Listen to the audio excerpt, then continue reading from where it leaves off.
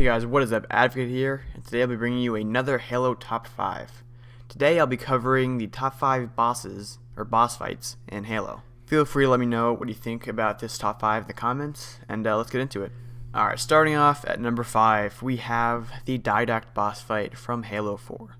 Now you might be thinking, but wait, I don't remember there being a boss fight in Halo. Well, you'd be correct, because this is really not a boss fight, it's more of a quick time event that's incredibly lame. I still classify it as a boss fight because he is a boss and you're defeating him, but basically he just falls over on a bridge. It's so lame, it's so pathetic. They could have done so much more with this boss fight, and literally he just falls over from the worst grenade in the game. Literally the worst grenade in the game he dies from. Or quote unquote dies, because I'm pretty sure he's coming back. But still, it's just... I like the Halo 4 campaign, but this just was such a bad ending or conclusion to that character for right now. And Cortana comes out of the bridge and like traps him, and that's weird because like how is she like coming out of the bridge? Like they didn't introduce that element. Like when did she learn that ability? I mean, why was she doing that the entire game? It's just it felt, I don't know. It was not a great boss fight, but there aren't a whole lot of boss fights in Halo, so I needed one for the top 5, so that's why it's on the list. And coming in at number 4, we have the Guilty Spark boss fight from Halo 3. This is in the same vein as the Didact fight in that it's pretty lame, but it's better than the Didact fight, because at least in this Guilty Spark fight, you actually get to do something. You get to fire a Spartan laser at a light bulb. A lot of fun, right? Yeah, so much fun right there. It's just, I don't know. In Legendary, it's kind of a challenge, just trying to get land those many shots on him, because it's kind of hard to aim with a Spartan laser. But they kill off like two big characters from the Halo franchise. I mean, Guilty Spark and Johnson, they've been from the start. They were like 2 of 5 characters in Halo 1. And they kill them off in this one scene, and it's so anticlimactic. Like, it's cool that 343 has the laser beam ability, but I would have rather have seen a cutscene where like Master Chief like slam dunks Guilty Spark on like the control panel or something. Like anything would have been cooler than what they did in the game. But you know, the driving scene at the end made up for it. So number 4. Alright, now we actually have a pretty good boss fight. This is the Heretic boss fight in Halo 2. In normal difficulty, this is not much of a challenge. It's kind of straightforward.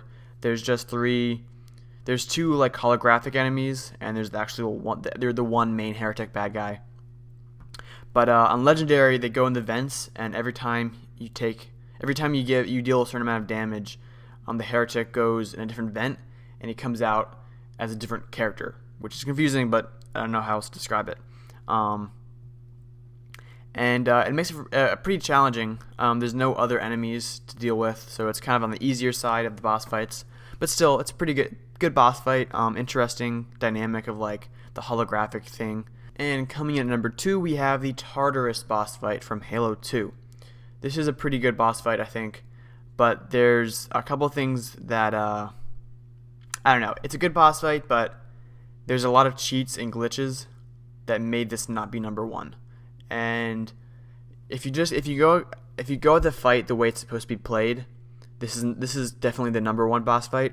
The only problem is no one actually fights like that. I don't think I've ever actually fought Tartarus the way he's supposed to be fought. I always either get a Banshee through the front door, or I spawn in a Spectre. And I feel like it's just something that everyone knows, so no one really goes at it the way it's supposed to be done. And it kind of takes away from the fight, I feel like. I'm not going to go so far as to say as they should have patched that, because I think it's some cool glitches, but it does take away from the significance of the fight and kind of the difficulty that it has.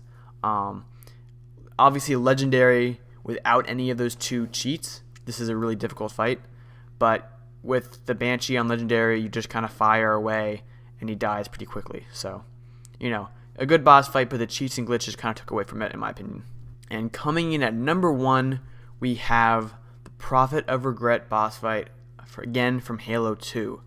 Now, I know you may be thinking, gosh, that wasn't a good boss fight. Like, you just go in there and you punch the guy a couple times.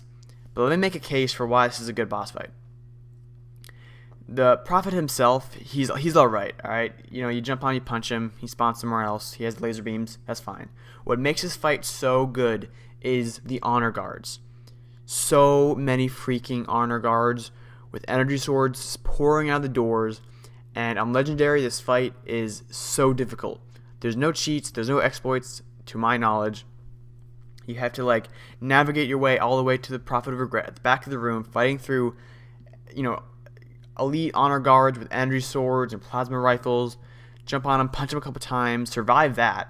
Then you have to do that, I think, 2 or 3 more times with honor guards constantly coming at you. It's so difficult, and it's really challenging, but it's not frustrating to the point of, like, just throwing your controller at the screen. There's strategy to it. I think it's a really underappreciated fight. And I don't know if they intended it to be a good fight, but I think it turned out to be really good. And it's scary, man. I mean, like, the first time you go in, there's, like, all these honor guards coming out. Like, I still play that level, and I still get terrified when that giant door opens and all those honor guards just pour out charging at you. It's just a really cool boss fight, I think. Definitely deserves top 1, or at least top 2 of boss fights in Halo. Alright, thanks for watching. Hope you enjoyed. If you did, leave a comment. Tell me what you thought. And let me know what your top 5 are for boss fights. And I'll catch you on the next video.